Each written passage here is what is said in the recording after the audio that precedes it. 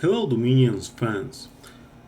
As you all know, Dominion 6 is just a few weeks away, so soon everybody will be interested in this new iteration of our favorite series.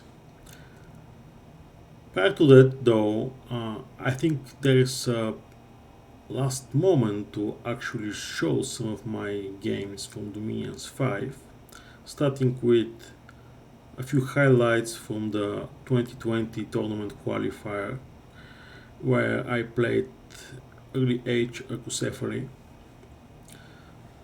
I won't go into full detail because obviously there's not that much interest in learning every intricacy of early age Arcocephaly in Dominions 5, considering that the nation will be changed a lot in Dominion 6, and I can say that as one of the beta testers. However, I think there are a few useful outtakes that can be learned from this game. The idea, the format of these tournament qualifiers, was one where we had 8 players in 2020, and the map was 4x2, meaning you actually had a neighbor which was both the northern and the southern neighbor. In my case, this was Fumoria, and this is turn 7. On turn 7, I actually scouted their bless. Let's check it out.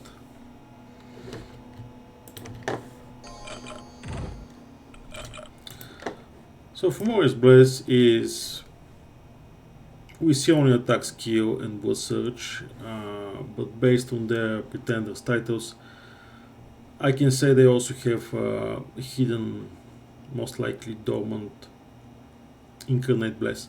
And at the time this qualifier was played, a really popular type of pretender for Fumoria was a certain titan, the Duyo of War, or however the first word is pronounced, I'm not sure.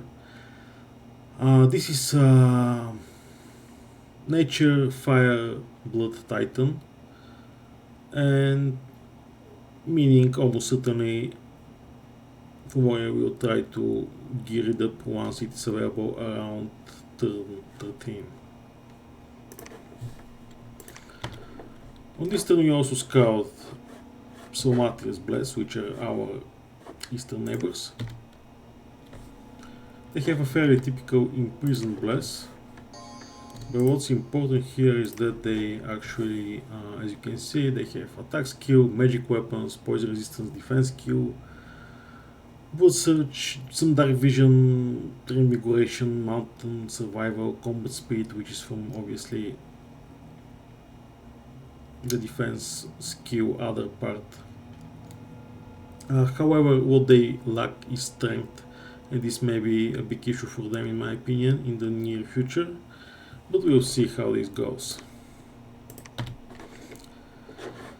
And yeah, it's an imprisoned blast, so nothing concerning for the near future for me. At this point of the game, I'm trying to actually set up some bumps to basically dominate my neighbors and see if a bump can be converted into an early second capital. And the first one I set up was the one with Seromation, so let's check it out.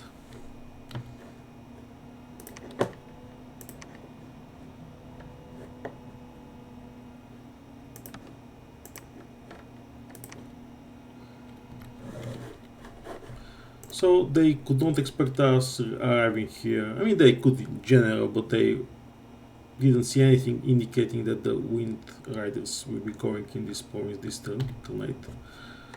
And they also were unlucky to fight the Independence first, and after that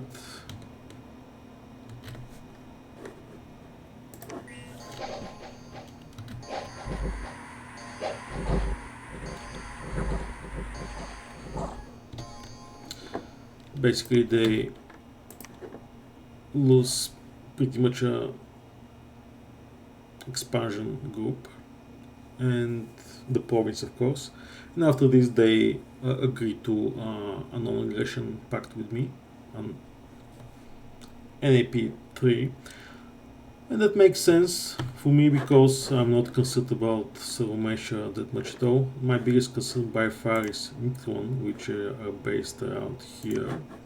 And why is that? Because it's a nation which can scale really well and really fast if left unchecked.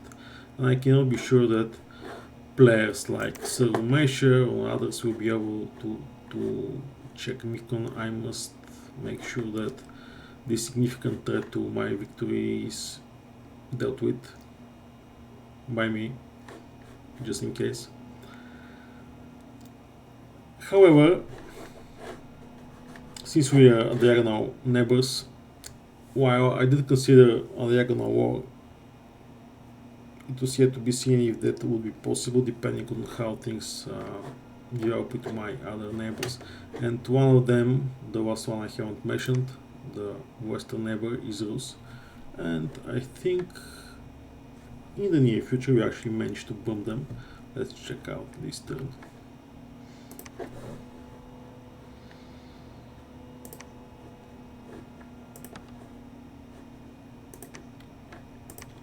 Was it turn 11? Let's see, maybe not.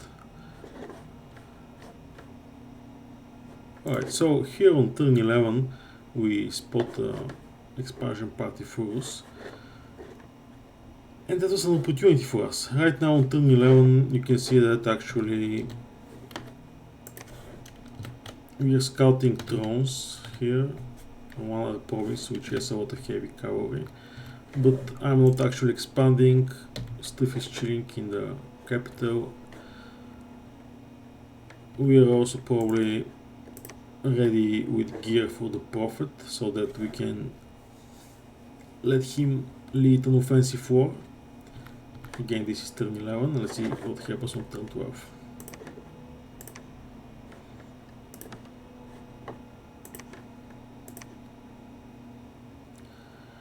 On turn 12, indeed, Rus attacks the Turtle Glades, the swamp, and we after that attack Rus.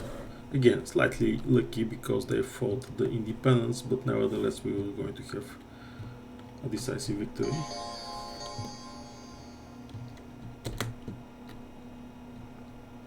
So, let's see if somebody here is blessed, because I want to show the bless. No, these guys, was the priest able to cast? Yeah, okay, no, these are my guys.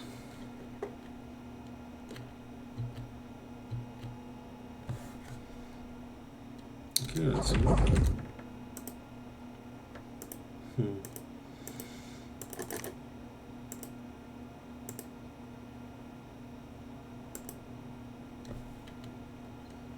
I'm not sure that I managed to bless somebody, but anyway, in case I managed...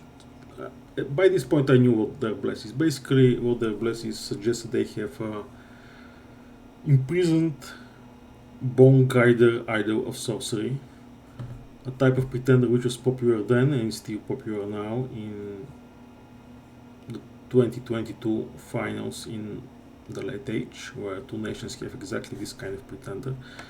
The Bone Guider Pretender is a very serious threat long term, so I had to deal with Rus in some way.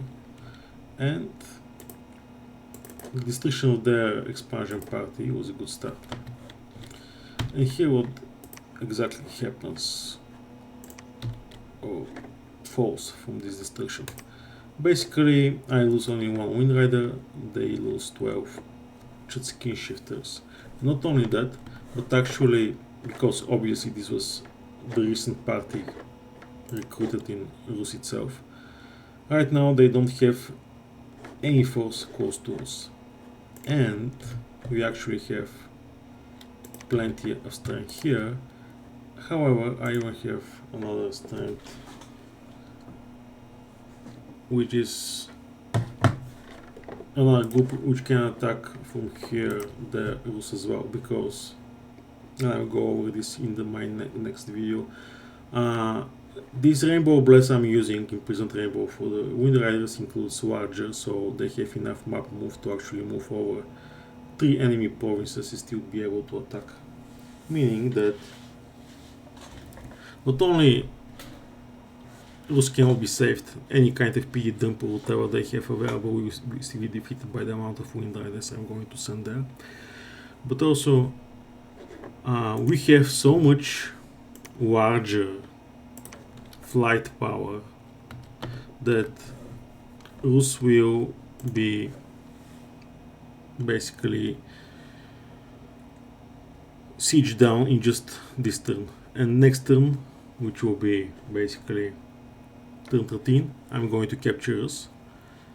And the player of Rus could not at all understand this was going to happen, because again on turn 11 my forces were in my capital. Didn't seem like a major threat to him, not like a 1-2 move to their destruction, but actually they will be destroyed from this position. It happens so fast that nobody else can in any way help them. Any attempt for diplomacy for somebody to aid him, by the time they manage to get in position, it will be over for them. So this is like an example how to convert bumps to favorable diplomacy, or let's say a second capital on turn 13.